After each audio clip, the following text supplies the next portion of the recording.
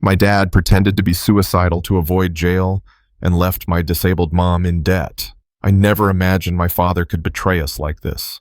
He faked a suicide attempt to escape the law, leaving my disabled mom and me to face the consequences of his lies and stolen money. I've never felt so utterly alone. A year and a half ago, my world unraveled, and since then, I've been trapped in a nightmare I can't wake up from. The kind where everyone you once trusted turns their back or simply disappears when you need them the most. The kind that leaves you staring at the ceiling at 3 a.m., wondering if the silence around you is your punishment for believing in something as fragile as family. My father was once my role model. At least that's what I thought. He was an engineer, highly educated, well-spoken, and for most of my life made a six-figure salary. We lived in what appeared to be a normal home. He was always employed either climbing the corporate ladder or transitioning to a better job. He dressed sharply, managed bills, supposedly, and carried himself with the kind of confidence that made you feel like everything was under control. Meanwhile, my mother was my heart. She was a nurse before everything fell apart. A truly selfless soul. The kind of nurse who would hold her patient's hands after hours, who loved the work even when it exhausted her. But in 2002, everything changed. She slipped on a wet hospital floor. A stupid accident. One fall, just one, and our entire lives began to crack. Her body never fully recovered. Back surgery, slipped discs, a shoulder operation, 2 hip replacements. Countless scans, procedures, a gallbladder removal, and even a kidney cancer diagnosis. She lives every single day in pain. And through all of this, my father was supposed to be the one taking care of her. Financially, emotionally. But looking back now, he was never truly there. He just played the part well. Back then, I was a minor, naive, blind. I thought the house was paid off. I thought bills were handled. I thought we were safe. When I imagined my future, I never imagined foreclosure threats, stolen identities, or wondering if my mom would survive another year, not from her health problems, but from the stress of betrayal. It wasn't until 2023 that everything began to truly shatter. My father, this supposedly stable man, started acting strange, manic, irrational, paranoid. He lashed out at us in ways that felt more violent than ever before. I had grown used to the physical abuse. He beat me from when I was 16 to my mid-20s. My mom, too. It's mortifying to admit that out loud, but we never had the funds to escape, and my mom's health tied us to that house like prisoners. We were stuck. That year, he landed another great job, one that could have saved us. But out of nowhere, he walked off the job, just quit. No explanation. For 4 entire months, he lied to us. Every morning, he'd get dressed and head out like everything was normal. He told us he was working. He left at the same time every day, returned at the same hour. Only now do I lie awake and wonder, where was he going? What was he doing while we sat at home worrying about overdue bills and scraping change together for groceries? It turns out he was living a double life. The lies unraveled slowly at first, like a loose thread.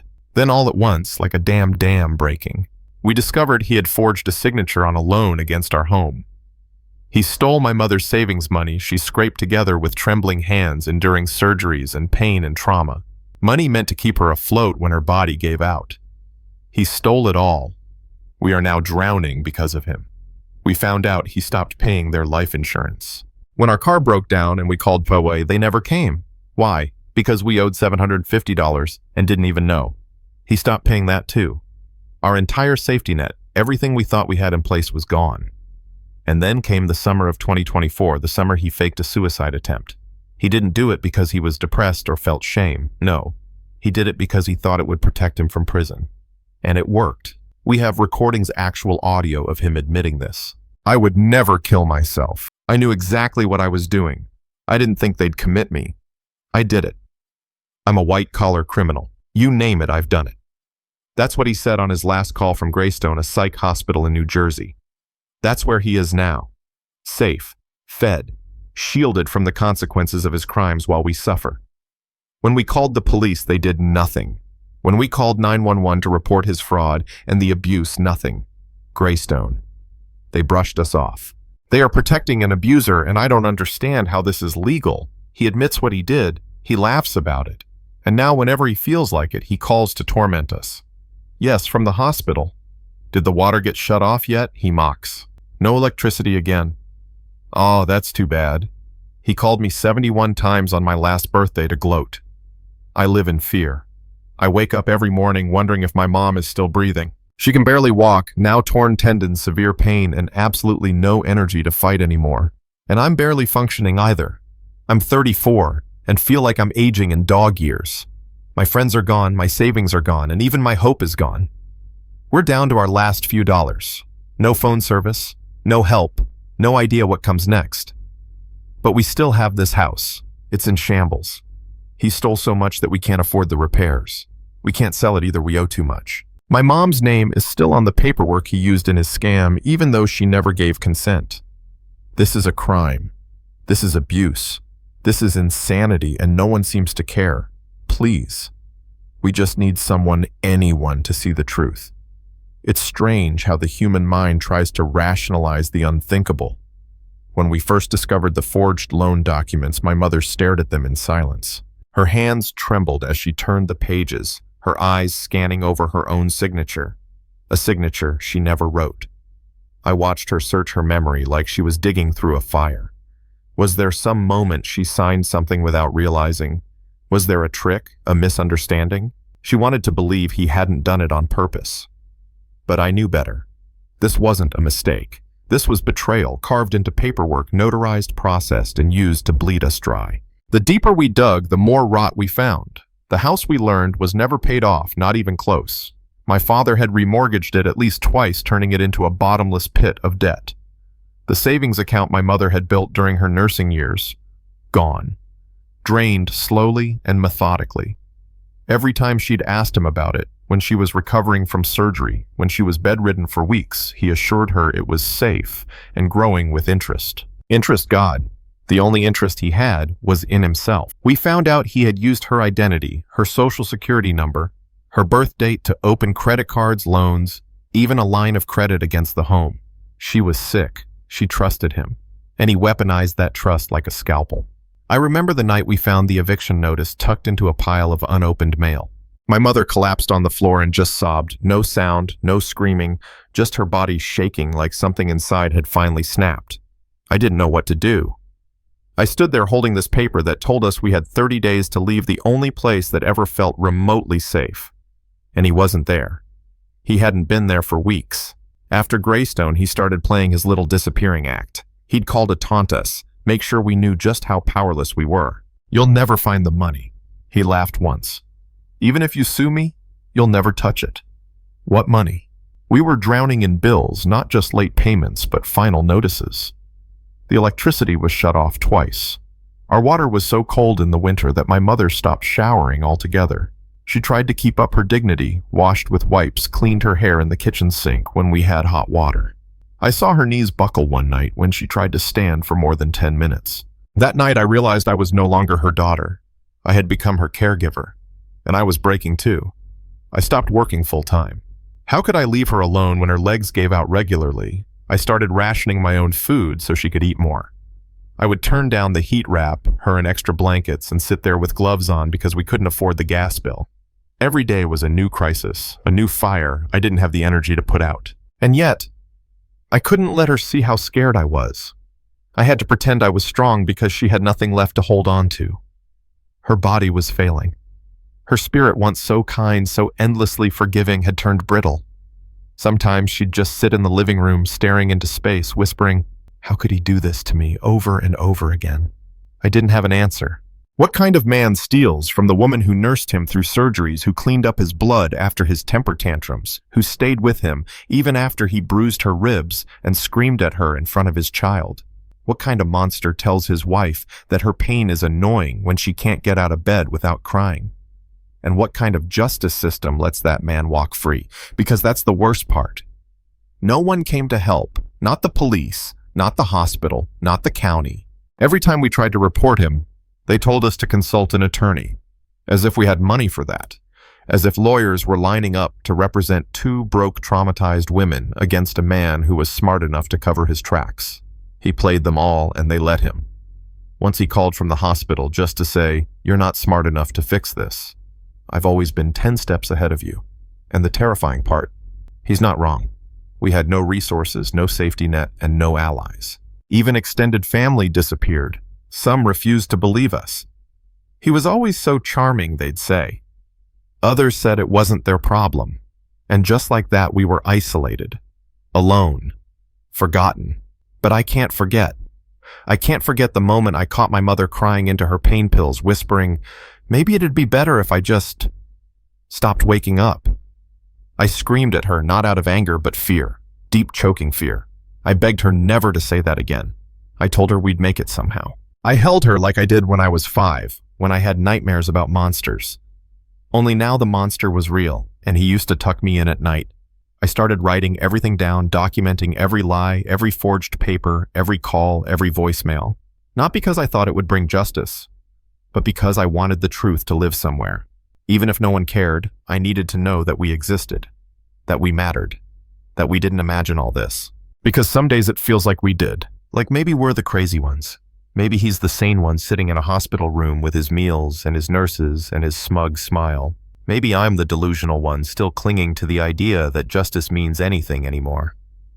But then I look at my mom. I see the damage he caused not just to her bank account or her body, but to her soul. And I remember we didn't ask for this. We didn't deserve it.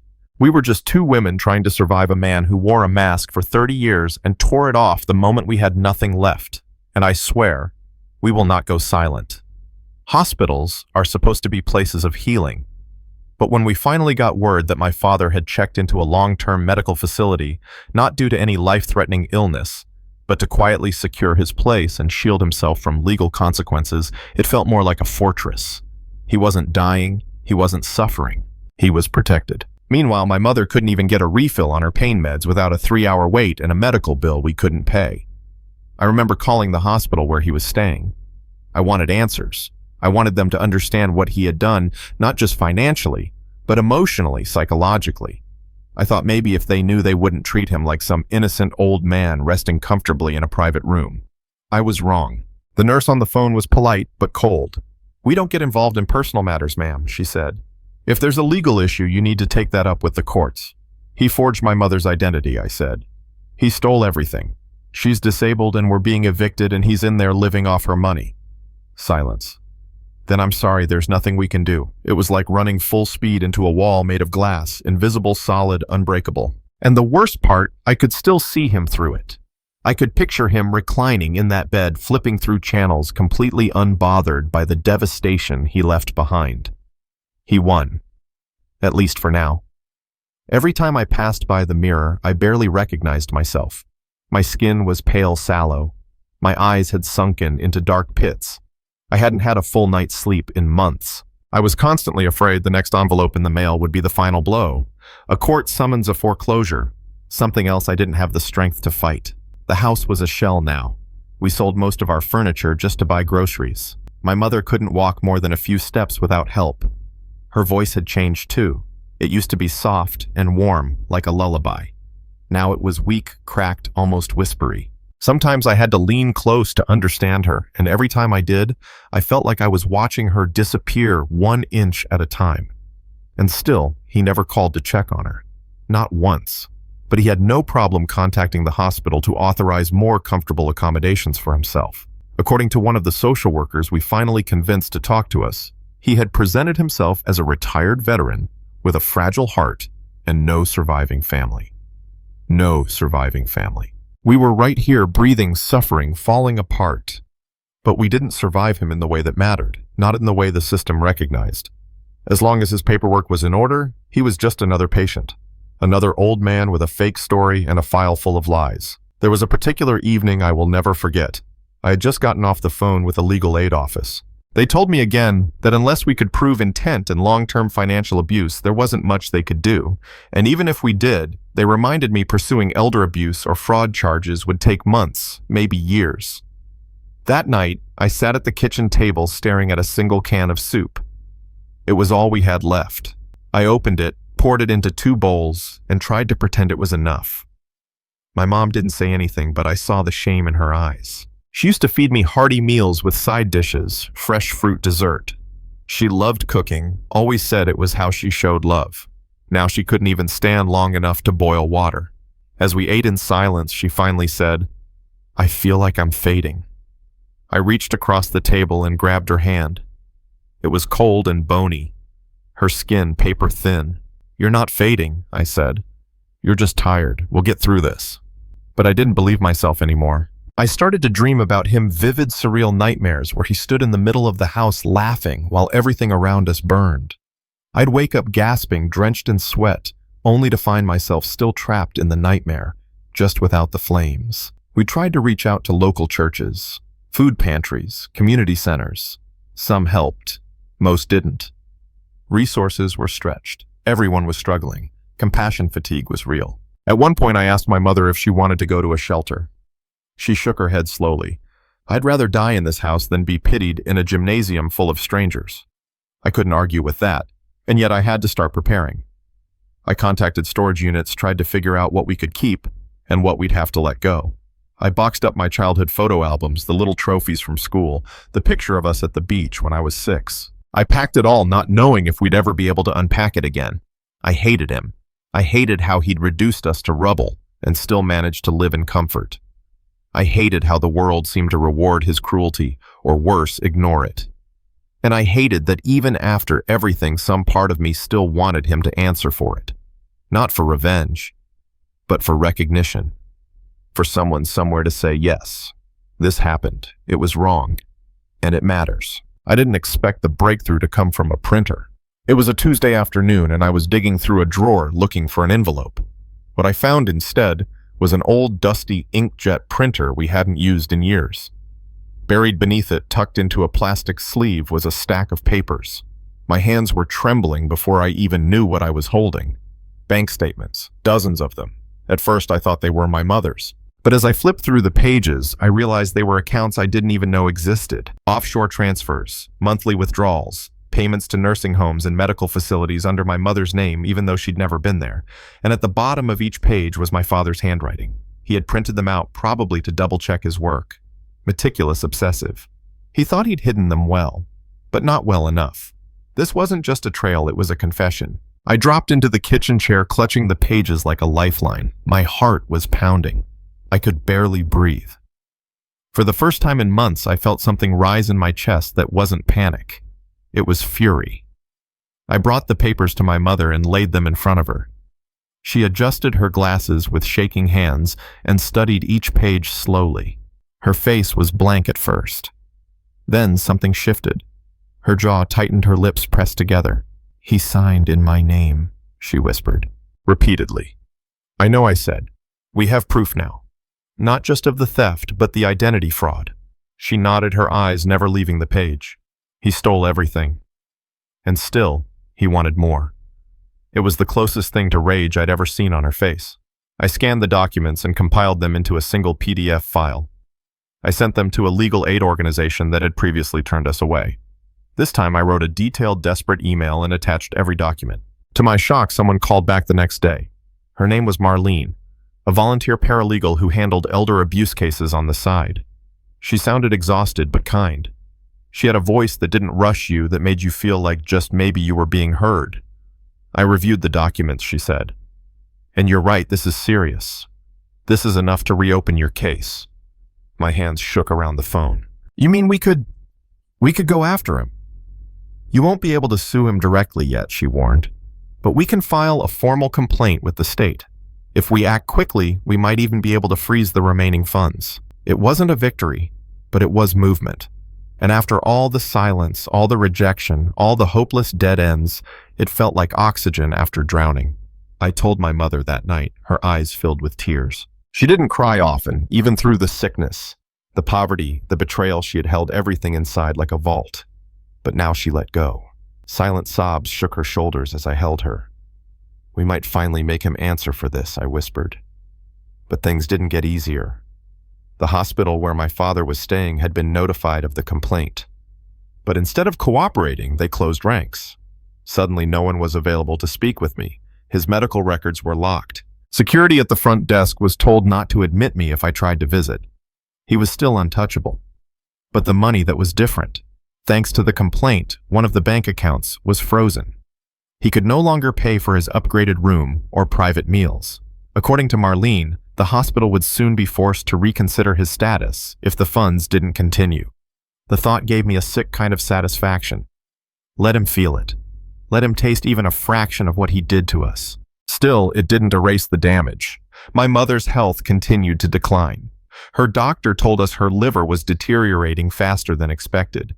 Her medications, the ones we could barely afford, were buying us time, but not much. Time. That was the one thing we couldn't pause or plead with. I started sleeping next to her on the couch, just in case she needed help during the night. She grew weaker every day. Sometimes I had to hold the cup as she drank water. Sometimes she would wake up confused, not recognizing the room or me. It scared me more than anything else. Because I knew even if we won the case, even if we dragged my father's name through the mud and forced him to pay back every cent, it wouldn't fix her body. Justice wouldn't heal her. But I kept going anyway. Because she deserved it. Because someone needed to scream into the void and demand that it scream back. Because I refused to let him vanish into the background, smiling behind the walls of a hospital while pretending he had no family, no past, no blood on his hands. One night as I sat beside her reading the latest letter from the legal aid, she placed a frail hand over mine and said something I'll never forget. You don't have to carry all of this alone. But I did. I had to. Because the system hadn't protected her. The law hadn't stopped him. And if I didn't keep going, who would? It happened on a Thursday. I was at home preparing my mom's soup when my phone rang. The screen flashed with an unknown number. I nearly ignored it most days. I was too exhausted to deal with spam calls or more bad news. But something in me said, pick it up. Hello, I said cautiously. Are you the daughter of Senor Ricardo Morales? I froze. The voice was firm, official sounding, and Spanish accented. My pulse immediately kicked up. Yes. Who is this? This is Carlos Fuentes. I'm the administrator at San Elias Geriatric Hospital. I'm calling because there's been an incident. My heart dropped. He continued. Your father, he had some kind of episode, a delirium. Became aggressive with staff. He's been restrained temporarily and I thought you should know. You're still listed as next of kin. I almost laughed. After all this time, after all the effort to erase me from his life, after pushing us into poverty, denying my mother medicine, and leaving us to starve in that broken house, suddenly I was useful again. I'm not coming, I said, my voice ice cold. I'm not his family anymore. There was a pause on the line. Then more carefully, the man said, that's understandable. But legally, he still has the right to request a visit. And he's asking for you. I stared down at the soup now boiling over. I'll think about it, I muttered and hung up. For 2 days, I didn't tell my mother. I wrestled with it silently, part of me furious at the very thought of seeing him, the other part strangely curious. I didn't want closure. I didn't believe he could offer any.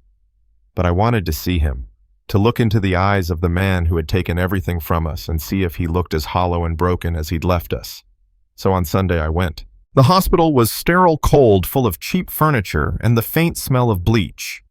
The receptionist looked surprised when I gave my name, as if she'd expected me to be a ghost. They led me to a private room, small, dim. He was sitting in a recliner covered in a beige blanket. For a moment, I barely recognized him. He looked old, not just physically, spiritually, like a man who had been eroded from the inside out. He turned slowly. When his eyes met mine, something flickered. Not guilt, not warmth, just recognition.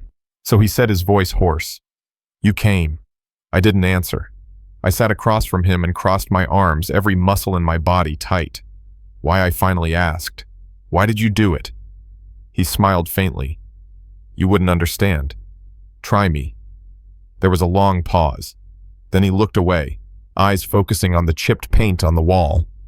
Your mother was never supposed to live past 50. That's what they told me. The first diagnosis, I knew it. I knew the treatments would drain us. I had to think about my future. I blinked. So you planned for a future without her? I planned for a future where I didn't want to be a slave to her illness, he snapped. A chill ran through me. You could have divorced her, I said quietly. Walked away. But instead, you stayed. You acted like a loving husband, and while she was suffering, you were stealing everything behind her back. He didn't deny it. She clung to life, he muttered. And you were always there, following her around like a little soldier. She made you weak.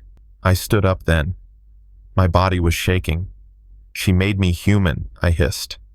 You made me afraid. He didn't look up. I turned to leave. But then just before the door, he said something that made me stop. You think I ruined you? He said. But you would have been nothing anyway. Weak, soft, just like her. I turned slowly. My voice trembled with rage. You're right. He blinked. I was soft. I believed people. I thought love meant safety. And because of you, I had to learn the hard way that sometimes the people who say they love you the most are the ones who cut you the deepest. Silence. I hope you live a long time, Father, I said, venom dripping from the word, long enough to feel every moment of what you destroyed. And then I walked out. Outside the sun was rising. I sat in my car and cried. Not because I was sad, not even because I was angry anymore, but because I had survived. Because my mother was still breathing. Because even though we had nothing left, no house, no savings, no guarantees, we had each other. She was waiting when I came home, her face pale but smiling faintly as she sat by the window with a blanket around her shoulders. I told her everything. She didn't cry. She just held my hand and whispered, "We did it. We never got the money back. But we got something better, the truth.